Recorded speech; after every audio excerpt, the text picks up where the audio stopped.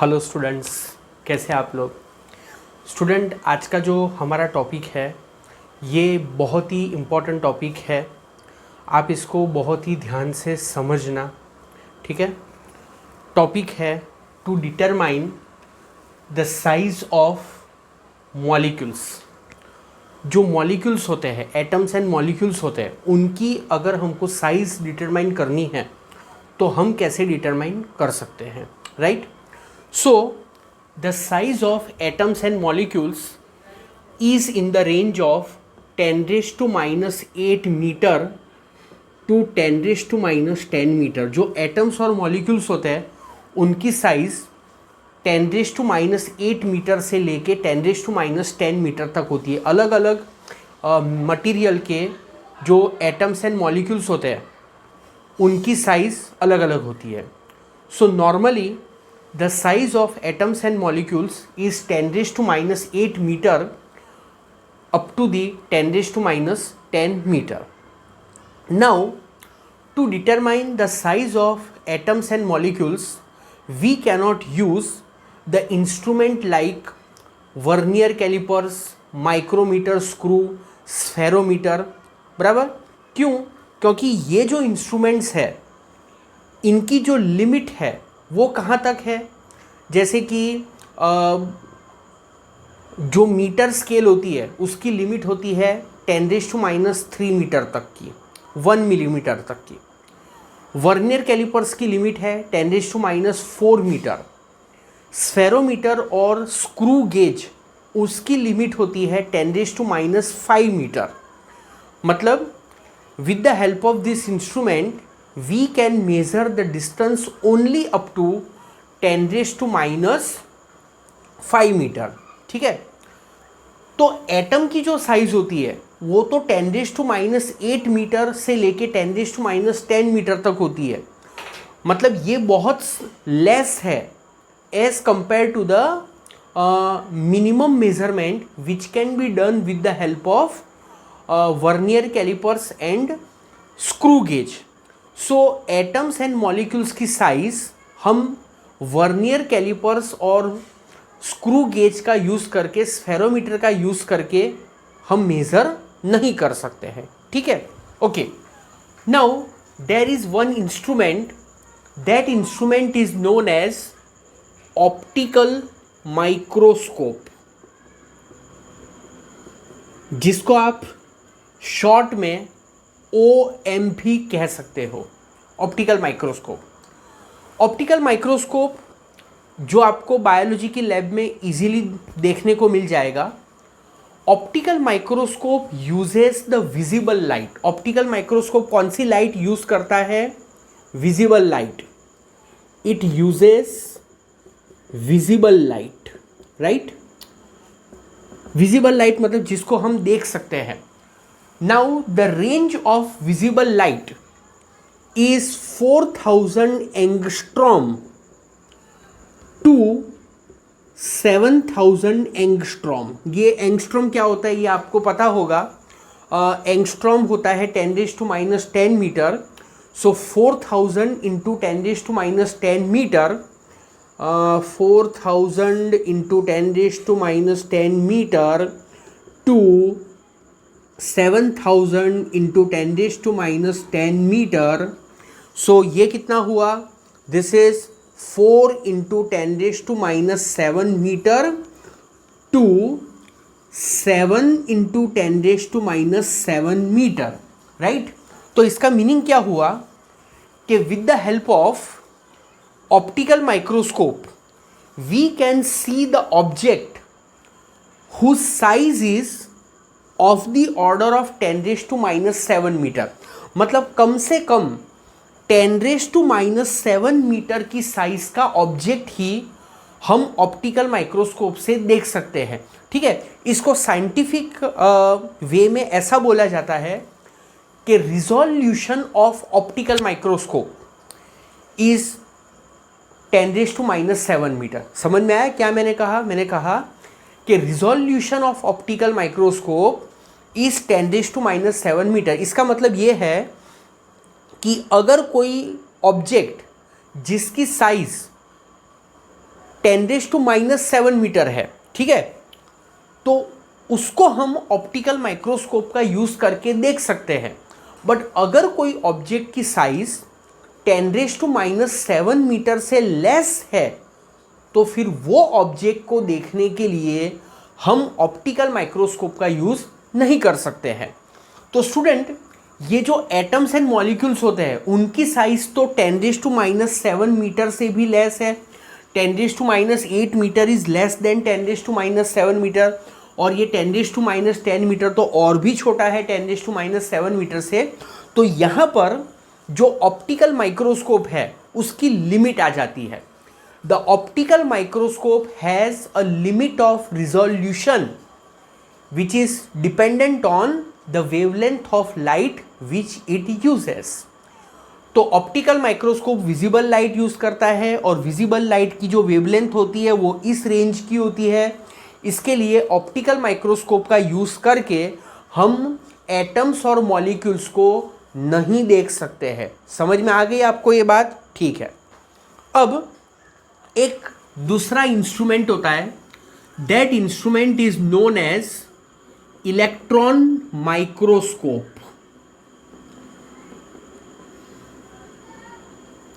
जिसको शॉर्ट में लिखा जाता है EM। Okay student, this electron microscope is better than the optical microscope.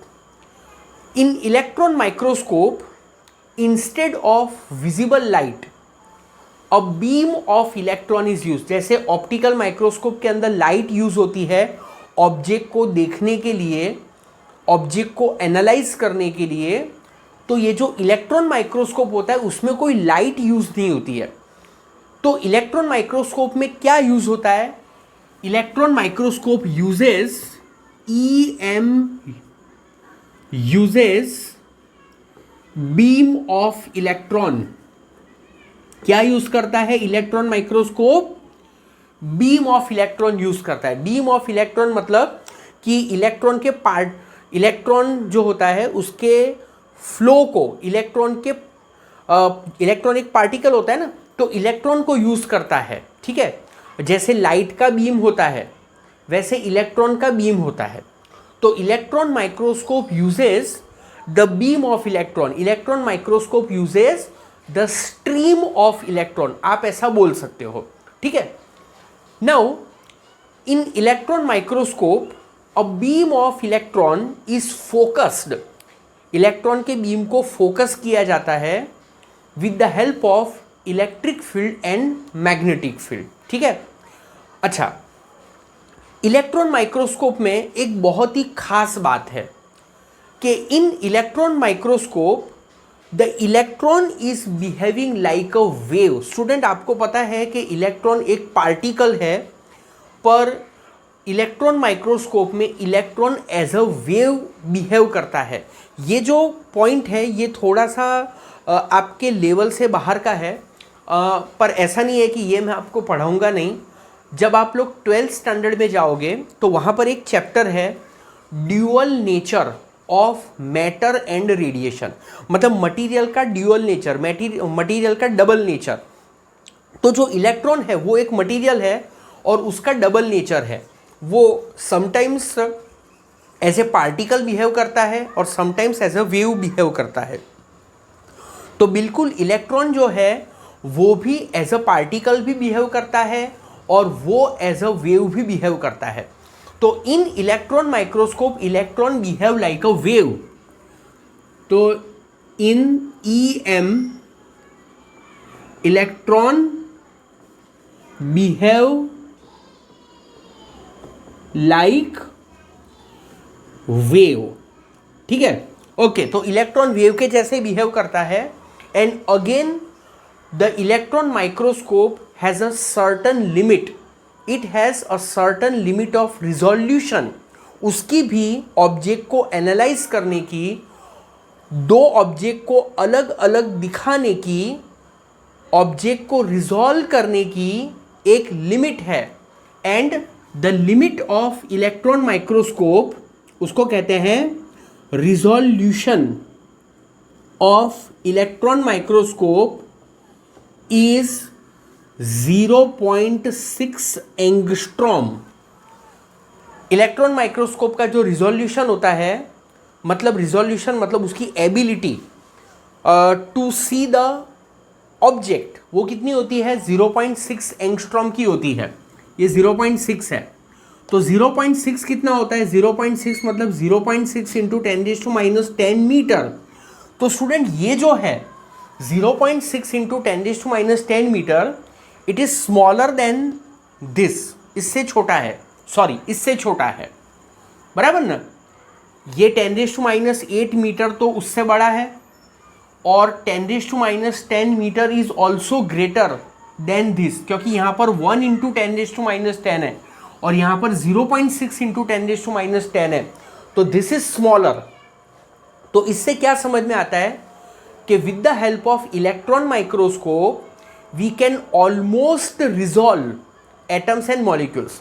Electron microscope का यूज करके हम एटम्स एंड मॉलिक्यूल्स को बहुत ही आसानी से रिजॉल्व कर सकते हैं, मतलब बहुत ही आसानी से देख सकते हैं। अगर दो एटम्स है, वो दोनों एटम्स एक दूसरे के बहुत क्लोज है, ठीक है, तो इलेक्ट्रॉन माइक्रोस्कोप वो दोनों को अलग अलग करके दिखाएगा, उसको कहते हैं रिजॉल्व करना। अगर हम किसी मैटर को देखते हैं, अगर मेरे पास एक कॉपर का ब्लॉक है, तो कॉपर का जो ब्लॉक है वो तो कॉपर के एटम का बना हुआ है, तो हम वो इंडिविजुअल एटम को क्यों नहीं देख पाते हैं? कॉपर का ब्लॉक कॉपर के एटम का बना हुआ है ना, फिर भी हम इंडिविजुअल एटम को क्यों नहीं देख पाते हैं?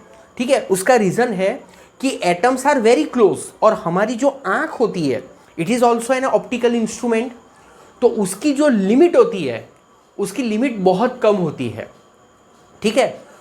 तो आई के यूज से, मतलब हम हमारे आँख से with the help of a naked eye we cannot see the individual atom of a material, but ये जो इलेक्ट्रॉन माइक्रोस्कोप होता है, its resolution is better, so it can see the atoms and molecules clearly. It can almost resolve atoms and molecules.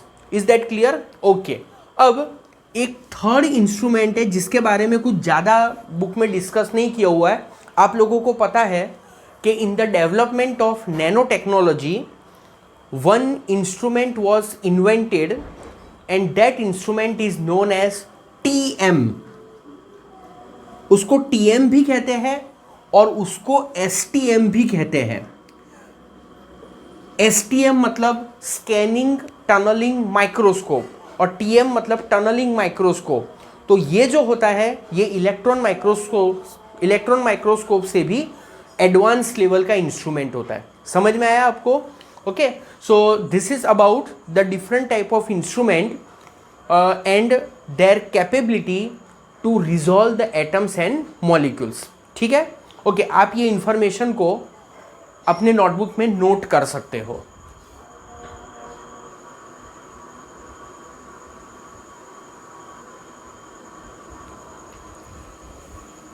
Okay student, एक important topic है, to determine the size of molecule of oleic acid.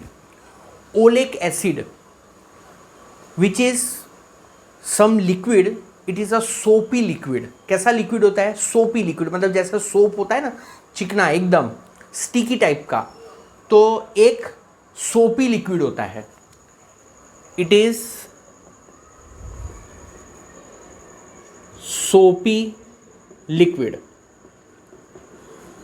The size of molecule of oleic acid, it's molecule size is 10⁻⁹ metre. तो एक solution है, solution का नाम है oleic acid. Oleic acid is a soapy liquid. The size of molecule of oleic acid is as large as 10⁻⁹ meter. Okay, now here we have to discuss one method to determine the size of molecule of oleic acid.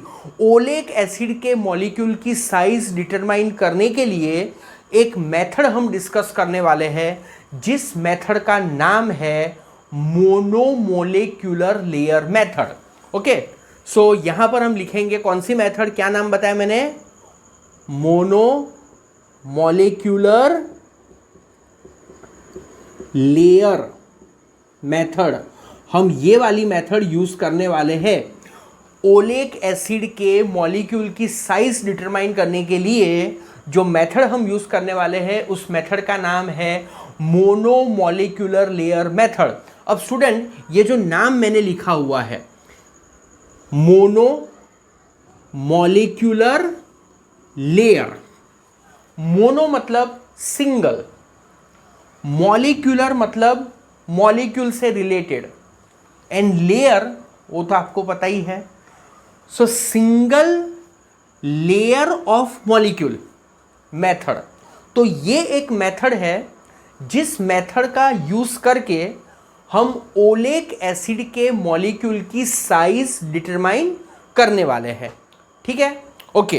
तो student, what is the idea, how we will determine the size of molecule of oleic acid. तो यहां पर हमको करना क्या है, we have to determine. देखो, मैं आपको पहले थोड़ा सा ऊपर ऊपर से बता देता हूं और फिर हम उसको डिटेल में स्टडी करेंगे। ठीक है, तो हमको यहां पर करना क्या है, हमारे पास एक ओलेक एसिड होगा, एक लिक्विड होगा ओलेक एसिड नाम का, and we will form a single layer of that liquid. वो जो लिक्विड है वो लिक्विड का एक सिंगल लेयर फॉर्म करना है। We will determine the thickness of that single layer, and the thickness of that single layer ना will be the size of molecule. बराबर, अगर कोई भी लिक्विड है, अगर आप वो लिक्विड का एक सिंगल लेयर फॉर्म करते हो तो कोई भी लिक्विड का जो लेयर फॉर्म होगा वो उसकी मिनिमम थिकनेस कितनी हो सकती है, उसकी मिनिमम थिकनेस उसके मॉलिक्यूल की साइज जितनी ही हो सकती है ना।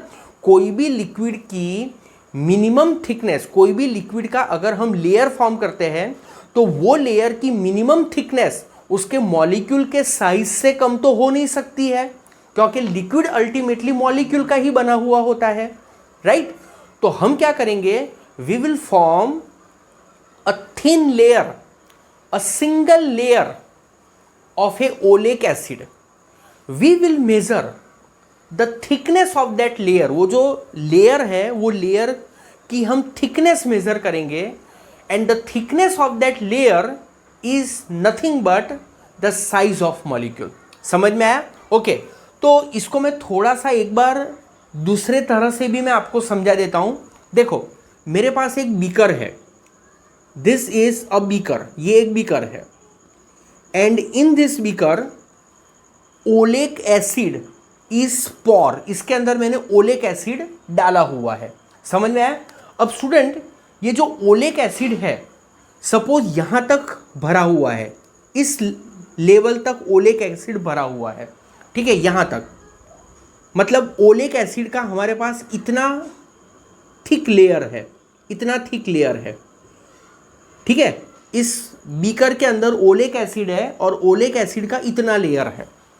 अब कोई भी लिक्विड अल्टीमेटली एटम्स और मॉलिक्यूल्स का ही बना होता है। अगर आपके पास एक ट्रांसपेरेंट ग्लास हो आपके घर में, तो आप उस ट्रांसपेरेंट ग्लास के अंदर कांच का जो ग्लास होता है उसके अंदर आप पानी डाल दो तो आपको पानी दिखेगा, बाहर से, ग्लास के बाहर से पानी दिखेगा, पर आपको क्या वो पानी मॉलिक्यूल्स के फॉर्म में दिखेगा, एटम्स के फॉर्म में दिखेगा? नहीं, you will see the whole quantity. आपको पूरा के पूरा या पानी दिखाई देगा ना, आपको उसके इंडिविजुअल एटम्स, इंडिविजुअल मॉलिक्यूल्स तो आपको दिखाई नहीं देंगे। सही बात है ना? तो यहाँ पर इस बीकर के अंदर ओलेक एसिड पॉर किया है, ओलेक एसिड मैंने भर के रखा है, and I show you that oleic acid in the form of molecules. तो ये ओलेक एसिड के मॉलिक्यूल्स है, ठीक है। ऐसा आपको दिखेगा नहीं, बट मैं आपको जस्ट उस तरह से मैं आपको बता रहा हूँ कि ये ओलेक एसिड है इसके अंदर, and this are the different layers. बराबर, इस तरह के डिफरेंट लेयर्स। ये जो आपको सर्कल्स दिख रहे हैं, this circles are nothing but the molecules of the oleic acid. Now suppose we dilute this oleic acid, क्या करते हैं हम ओलेक एसिड को डाइल्यूट करते हैं, हम उसको पतला करते हैं, so that we have a single layer. हमारे पास ओलेक एसिड का एक ऐसा सिंगल लेयर फॉर्म हो जाए। Is that clear? The thickness of this layer, ये जो लेयर है उसकी ये थिकनेस, तो thickness of that oleic acid will be nothing but the size of molecule. Student, size of molecule मतलब डायामीटर ऑफ मॉलिक्यूल। समझ में आया? तो हमको करना क्या है, हमारे पास ओलेक एसिड है and we have to dilute that oleic acid so that the oleic acid become thinner and thinner. जैसे मैं आपको एक एग्जांपल देता हूं कि सपोज मिल्क है, तो जो मिल्क होता है वो थोड़ा ऐसा थिक होता है। अगर आप उस मिल्क के अंदर, दूध के अंदर अगर आप पानी डालोगे तो होगा क्या, अल्टीमेटली जो दूध है, जो मिल्क है वो पतला बनते जाएगा, बराबर। It's concentration will reduce. जो सॉल्यूशन बनेगा वो सॉल्यूशन के अंदर आप उसमें पानी डालते डालते डालते ही जाओगे तो उसका जो कॉन्सेंट्रेशन है वो कॉन्सेंट्रेशन रिड्यूस हो जाएगा, उसकी थिकनेस कम हो जाएगी। बिल्कुल वैसे ही जैसे अगर हनी है, तो आप लोगों ने देखा होगा कि हनी जो होता है वो बहुत थिक होता है ना, तो हनी को अगर हमको पतला करना है, ठीक है, तो हम उसके अंदर कोई ऐसा लिक्विड मिला देंगे कि जो उसके साथ डिसॉल्व हो जाए, तो फिर वो हनी भी पतला हो जाएगा। Is that clear? तो यहां पर भी हम ऐसा ही कुछ करने वाले हैं। हम क्या करेंगे कि जो ओलेक एसिड है उस ओलेक एसिड के अंदर हम अल्कोहल को मिक्स करेंगे, और by mixing the alcohol in the oleic acid what will happen, the concentration of the oleic acid will keep on decreasing। Oleic acid का जो कॉन्सेंट्रेशन है, ओलेक एसिड का अंदर जो प्रपोर्शन होगा उस सॉल्यूशन के अंदर वो कम होते जाएगा, एंड फाइनली हमारे पास ओलेक एसिड का एक ऐसा सिंगल लेयर बन जाएगा। वो सिंगल लेयर की हम थिकनेस डिटरमाइन करेंगे, ठीक है, और वो थिकनेस जो होगी that will be nothing but the size of molecule. आपको ये बात समझ में आई? तो आप इस फिगर को आप ड्रॉ करके बाजू में रख दो, मैं इसको रब कर रहा हूँ। वैसे बुक में और पैम्पलेट में ये फिगर नहीं ड्रॉ की हुई है, और जितना मैंने डिटेल में अभी आपको समझाया है उतना डिटेल में बुक में भी नहीं है और पैम्पलेट में भी नहीं है। पैम्पलेट के अंदर जो एक्सप्लेनेशन है वो टेक्स्ट बुक से बेटर है, बट ये सब चीज़ें मैंने पैम्पलेट में भी नहीं दी हुई है, तो आप यहाँ पर देख के उसको समझ सकते हो। ओके, सो अब करना क्या है वो हम डिस्कस करते हैं। देखो, take 1 centimetre cube of oleic acid. Oleic acid का 1 centimetre cube, 1 centimetre cube, centimetre cube किसका यूनिट होता है? वॉल्यूम का यूनिट होता है। तो आप कोई इंस्ट्रूमेंट का यूज़ कर रहे, जैसे कि कैलिब्रेटेड ब्यूरेट होती है, बराबर, ब्यूरेट होती है, कांच की एक ट्यूब होती है, उसका यूज़ करके you can take 1 centimetre cube of oleic acid.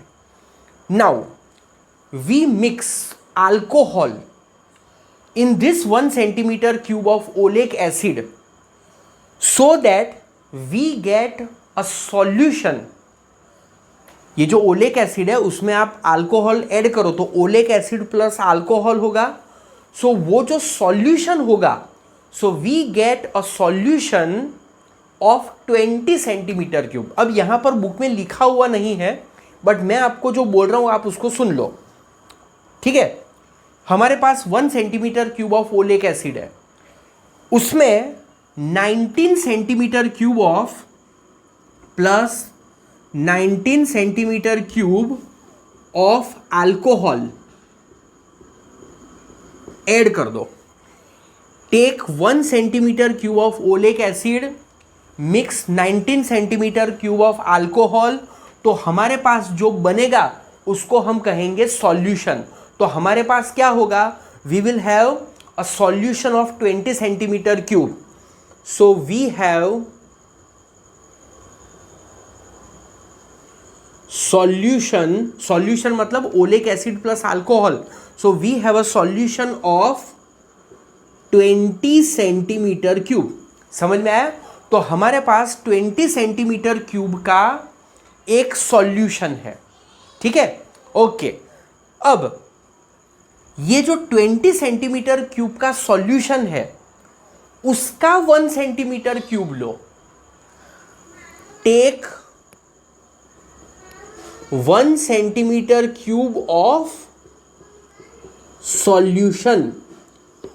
तो ये जो 1 सेंटीमीटर क्यूब ऑफ सॉल्यूशन है उसके अंदर ओलिक एसिड कितना होगा, बराबर। तो 1 सेंटीमीटर क्यूब ऑफ सॉल्यूशन में ओलिक एसिड होगा 1/20 सेंटीमीटर क्यूब।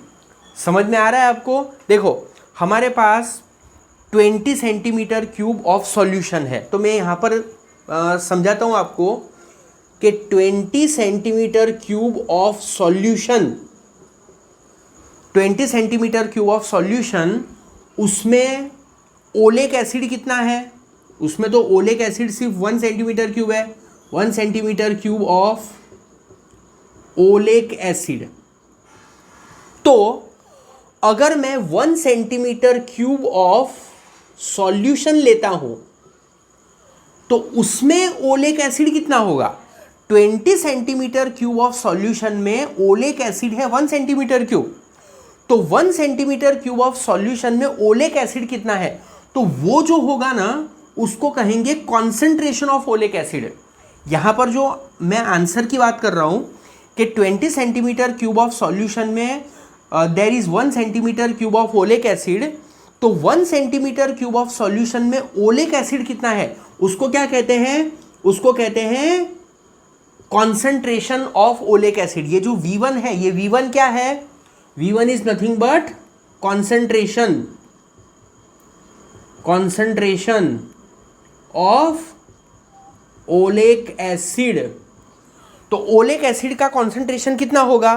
तो यहां पर हमको क्रॉस मल्टीप्लिकेशन कर देना है, इस V1 को इससे मल्टीप्लाई कर दो, तो V1 multiply by 20 centimetre cube of solution is equal to, ये 1 सेंटीमीटर क्यूब ऑफ सॉल्यूशन को 1 centimetre cube of oleic acid से मल्टीप्लाई करो, 1 centimetre cube of solution multiply by 1 centimetre cube of oleic acid, ये हुआ। समझ में आया? So यहां पर V1 is equal to, see here centimetre cube of solution, centimetre cube of solution दोनों साइड से कैंसिल हो जाएगा। ये 20 राइट साइड में जाएगा तो डिनोमिनेटर में जाएगा, सो this is 1 centimetre cube of oleic acid divide by 20, so 1/20 centimetre cube of oleic acid. मैं इसको लिखता हूं 1/20 centimetre cube of oleic acid per centimetre cube of solution. हमने कितना सॉल्यूशन लिया है? 1 सेंटीमीटर क्यूब ऑफ सॉल्यूशन लिया है ना, तो 1 सेंटीमीटर क्यूब ऑफ सॉल्यूशन में ओलिक एसिड कितना है? तो ओलिक एसिड है 1/20 centimetre cube of oleic acid. एक बार मैं फिर से बोल रहा हूं, और जो मैं बोल रहा हूं आप उसको ध्यान से सुनो, ठीक है? ये मेरा इसके ऊपर से जो कंक्लूजन निकल के आता है वो है, I have 1 centimetre cube of solution. In that 1 centimetre cube of solution what is the concentration of oleic acid? मतलब उसमें ओलिक एसिड कितना है? 1 सेंटीमीटर क्यूब ऑफ सॉल्यूशन में ओलेक एसिड है 1/20 सेंटीमीटर क्यूब। समझ में आया आपको? एक बार मैं आपको फिर से ये समझा देता हूं कि मैंने एग्जैक्टली किया क्या है। मैंने 1 सेंटीमीटर क्यूब ओलेक एसिड लिया, उसमें मैंने 19 सेंटीमीटर क्यूब अल्कोहल ऐड कर दिया, तो मेरे पास एक सॉल्यूशन आया और वो सॉल्यूशन है 20 सेंटीमीटर क्यूब। मतलब उस सॉल्यूशन का वॉल्यूम है 20 सेंटीमीटर क्यूब। फिर मैंने क्या किया, ये जो 20 सेंटीमीटर क्यूब का जो वॉल्यूम वाला सॉल्यूशन है, 20 सेंटीमीटर क्यूब वॉल्यूम वाला जो सॉल्यूशन है, उसमें से मैं 1 सेंटीमीटर क्यूब सॉल्यूशन लेता हूं। So take 1 centimetre cube of solution. समझ में आया? तो यहां पर 20 सेंटीमीटर क्यूब सॉल्यूशन में, ये जो 20 सेंटीमीटर क्यूब सॉल्यूशन था ना, ठीक है, ये 1 सेंटीमीटर क्यूब ओलेक एसिड में 19 सेंटीमीटर क्यूब अल्कोहल ऐड करके जो बना 20 सेंटीमीटर क्यूब सॉल्यूशन, तो 20 सेंटीमीटर क्यूब सॉल्यूशन में ओलेक एसिड कितना? Only 1 centimetre cube. तो अगर मैं सिर्फ 1 सेंटीमीटर क्यूब सॉल्यूशन लेता हूं तो फिर उसमें ओलेक एसिड कितना होगा? उसको कहेंगे प्रपोर्शन ऑफ ओलेक एसिड, उसको कहेंगे कॉन्सेंट्रेशन ऑफ ओलेक एसिड, जिसको मैंने कैपिटल V1 से डिनोट किया है। अगर आप नहीं भी डिनोट करोगे कैपिटल V1 से तो भी चलेगा, बट मैंने उसको डिनोट किया है क्योंकि V1 क्या है? V1 is the volume of oleic acid, V1 is the concentration of oleic acid. ठीक है, तो यहां पर ये सब करके ये आंसर आया, V1 is equal to 1/20 centimetre cube of oleic acid per centimetre cube of solution. समझ में आया? अब मेरे पास 1 सेंटीमीटर क्यूब सॉल्यूशन है। क्या है मेरे पास? मेरे पास 1 सेंटीमीटर क्यूब ऑफ सॉल्यूशन है। अब उस 1 सेंटीमीटर क्यूब सॉल्यूशन में फिर से अल्कोहल ऐड करो। कितना? पहले जैसा किया था, 19 सेंटीमीटर क्यूब अल्कोहल ऐड करो, तो मेरे पास होगा 20 सेंटीमीटर क्यूब ऑफ सॉल्यूशन। क्या है मेरे पास? 20 सेंटीमीटर क्यूब सॉल्यूशन। उस 20 सेंटीमीटर क्यूब सॉल्यूशन में ओलेक एसिड कितना है? 1/20 सेंटीमीटर क्यूब ओलेक एसिड है। ठीक है, क्या किया? 20 सेंटीमीटर क्यूब सॉल्यूशन लिया। ठीक है, मतलब ये जो है ना 1 सेंटीमीटर क्यूब, यहां तक तो आपको समझ में आ ही गया होगा V1 जो मैंने किया। ठीक है, 1 सेंटीमीटर क्यूब सॉल्यूशन है मेरे पास और वो 1 सेंटीमीटर क्यूब सॉल्यूशन में ओलेक एसिड कितना? 1/20 centimetre cube of oleic acid है। अब वो जो 1 सेंटीमीटर क्यूब सॉल्यूशन है, उस 1 सेंटीमीटर क्यूब सॉल्यूशन में आप अल्कोहल ऐड करो। कितना? 19 centimetre cube.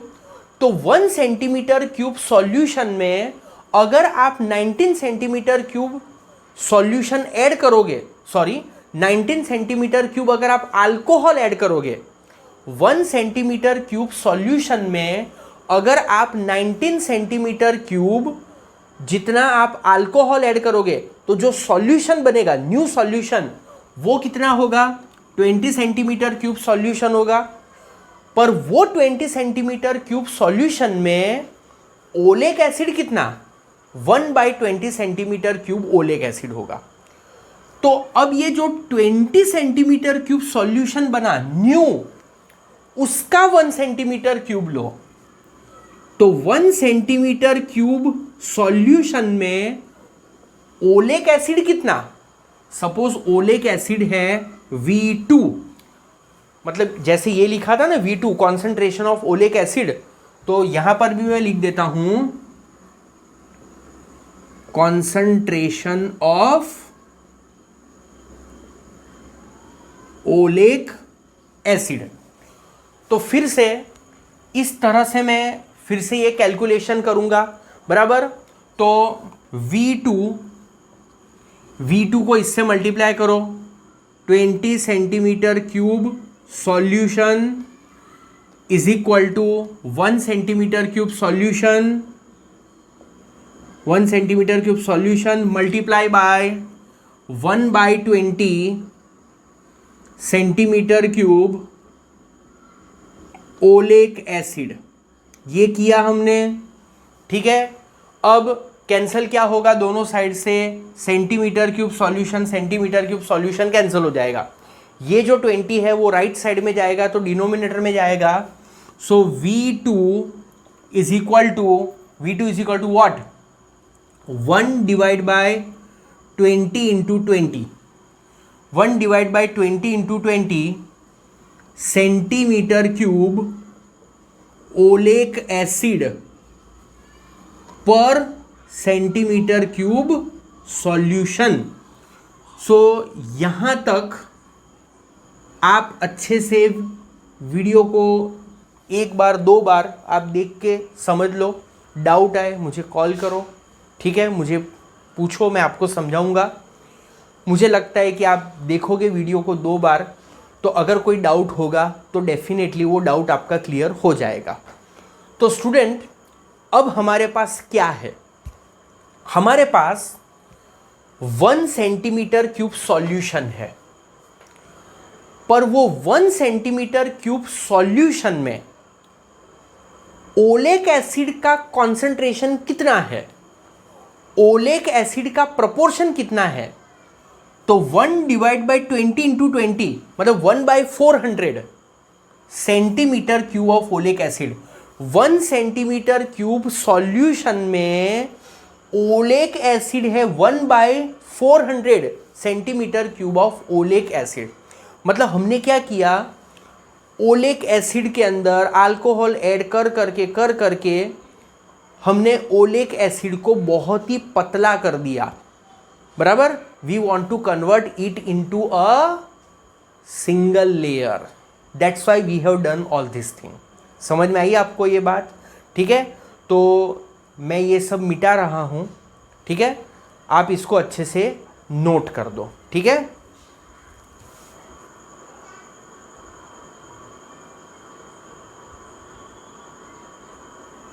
Okay, so student, यहां तक हमने समझ लिया concentration of solution is 1/20 into 20 centimetre cube of oleic acid per centimetre cube solution.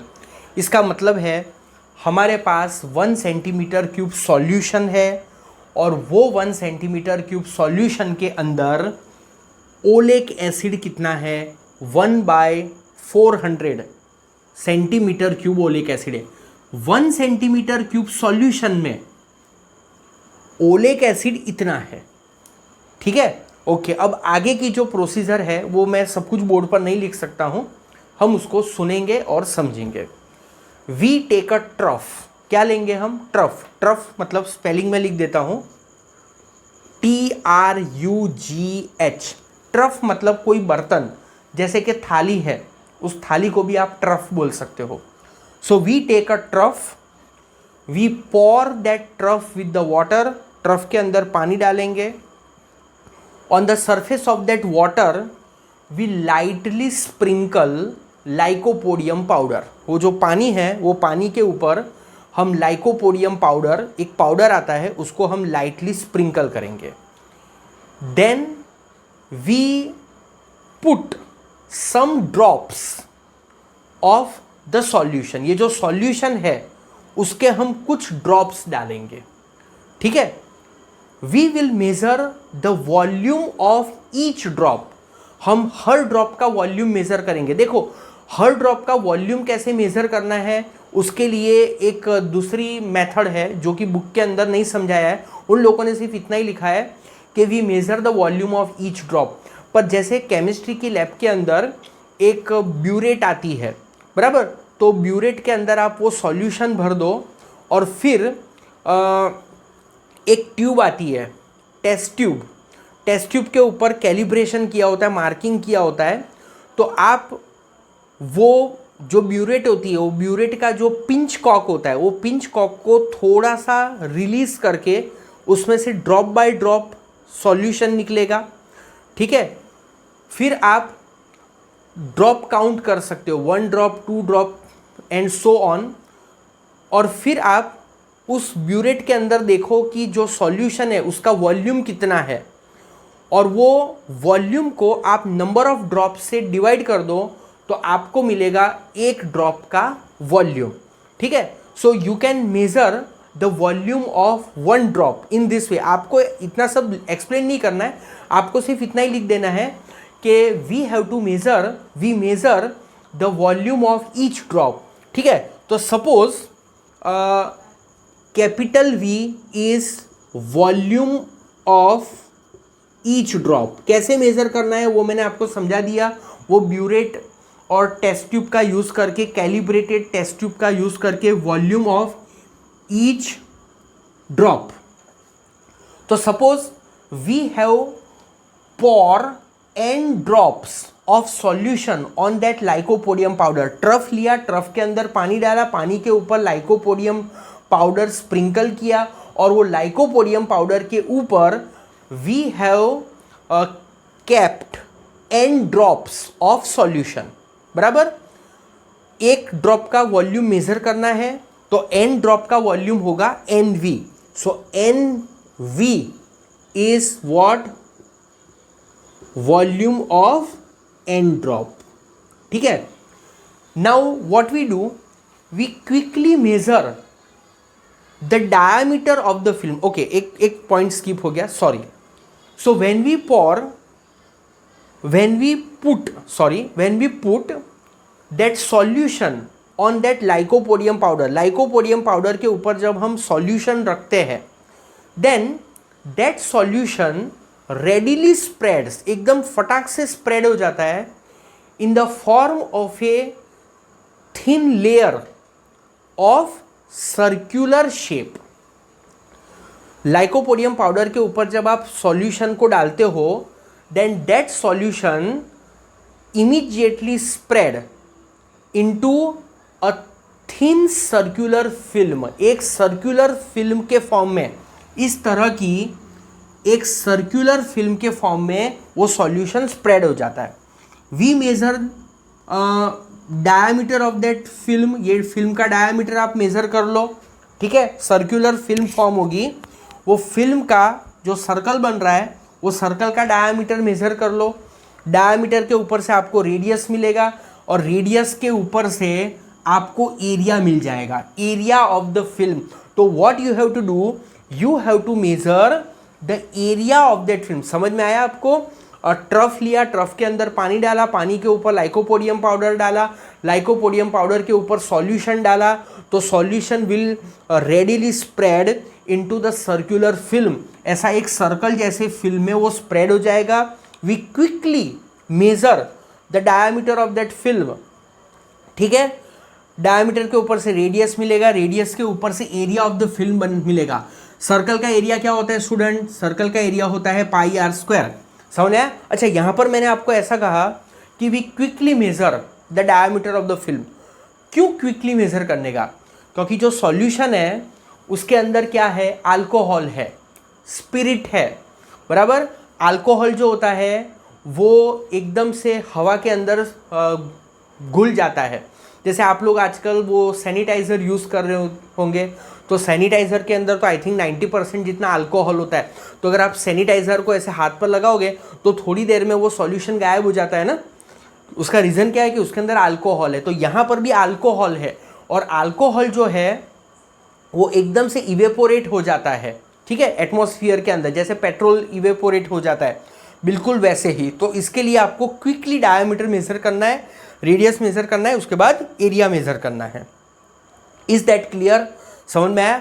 अच्छा, अब यहां पर हमारे पास ये वॉल्यूम ऑफ एन ड्रॉप्स है, बराबर। बट ये जो वॉल्यूम ऑफ एन ड्रॉप्स है, इसके अंदर ओलेक एसिड कितना है? जो ओलेक एसिड है उसका अमाउंट कितना है? तो amount of oleic acid, oleic acid का अमाउंट कितना है? तो ये जो NV है that is the volume of N drop. Drop of what? Solution. Solution के एन ड्रॉप है ना। तो ये NV volume volume of N drop मतलब वॉल्यूम ऑफ सॉल्यूशन, उसके अंदर ओलेक एसिड कितना है, तो amount of oleic acid is equal to N V multiply by this concentration 1/20 into 20। समझ में आया? देखो स्टूडेंट, ये एनवी क्या है? NV is the volume of solution. उस सॉल्यूशन के अंदर ओलेक एसिड का प्रोपोर्शन कितना है? ओलेक एसिड का प्रोपोर्शन है 1/20 into 20 centimetre cube of oleic acid. तो फिर अमाउंट ऑफ ओलेक एसिड कितना हुआ पूरे सॉल्यूशन के अंदर? तो सॉल्यूशन का वॉल्यूम एनवी, उसके अंदर ओलेक एसिड का प्रोपोर्शन 1/20 इंटू 20, ठीक है, centimetre cube. So this is N V into 1/20 into 20 centimetre cube, that is the amount of oleic acid. आप उसको ये भी बोल सकते हो कि this is volume of oleic acid. Amount of oleic acid मतलब concentration of oleic acid, volume of oleic acid, sorry, ये जो अमाउंट ऑफ ओलेक एसिड है that is nothing but the volume of oleic acid. समझ में आया? तो volume of oleic acid इतना है। अब एक मैं आपको फॉर्मूला बताता हूं, thickness is equal to volume divide by area. आप बोलोगे कि सर ये कैसे आया? कि वॉल्यूम क्या होता है? Length into breadth into thickness, बराबर। वॉल्यूम क्या होता है? Volume is length into breadth into height होता है, पर हाइट को थिकनेस भी तो बोल सकते हैं। और डिवाइड बाय एरिया है, एरिया क्या होता है? लेंथ इंटू ब्रेड्थ होता है। तो लेंथ ब्रेड्थ दोनों कैंसिल होंगे तो बचेगा क्या? थिकनेस बचेगा। ओके, तो thickness is equal to volume upon area. Okay, अब वॉल्यूम कितना है ओलेक एसिड का? NV into 1/20 into 20 centimetre cube divide by area. और एरिया का यूनिट क्या होता है? Centimetre square. तो न्यूमरेटर में है सेंटीमीटर क्यूब, डिनोमिनेटर में है सेंटीमीटर स्क्वायर, तो सेंटीमीटर स्क्वायर कैंसिल हो जाएगा। तो thickness is equal to NV into 1/20 into 20 divide by capital A centimetre. तो this is the thickness of that oleic acid layer. और हमने ओलेक एसिड के लेयर को इतना पतला कर दिया है, जैसे वो पहले फिगर ड्रॉ की थी ना, इतना पतला कर दिया है कि it has converted into a single layer, mono layer. तो ये मोनो लेयर की जो थिकनेस है that is given by this formula. तो इस फॉर्मूला के अंदर आप एरिया ऑफ फिल्म सब्स्टिट्यूट करो, number of drops of solution आप सब्स्टिट्यूट करो, और ये जो V है वॉल्यूम ऑफ वन ड्रॉप आप वो सब्स्टिट्यूट करो। तो bye substituting the values in this formula you can get small t, and what is small t? Small t is nothing but the thickness of layer, thickness of oleic acid layer, बराबर है कि नहीं? और oleic acid के layer की thickness is nothing but the size of molecule of oleic acid.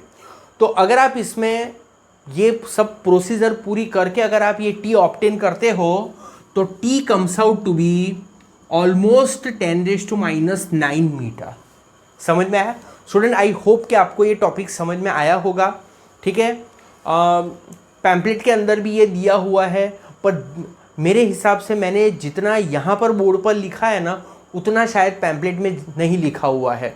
तो आप इसको भी रिफ़र करो, पैम्पलेट को भी रिफ़र करो, तो आपको डेफिनेटली ये समझ में आ जाएगा। टेक्स्ट बुक में से आप पढ़ोगे तो इतना समझ में नहीं आएगा। टेक्स्ट बुक में उन लोगों ने लिखा हुआ है पर ऐसे फॉर्मूलाज उन लोगों ने पूरा डिटेल में एक्सप्लेनेशन नहीं है in short. Okay, so I hope कि समझ में आया होगा।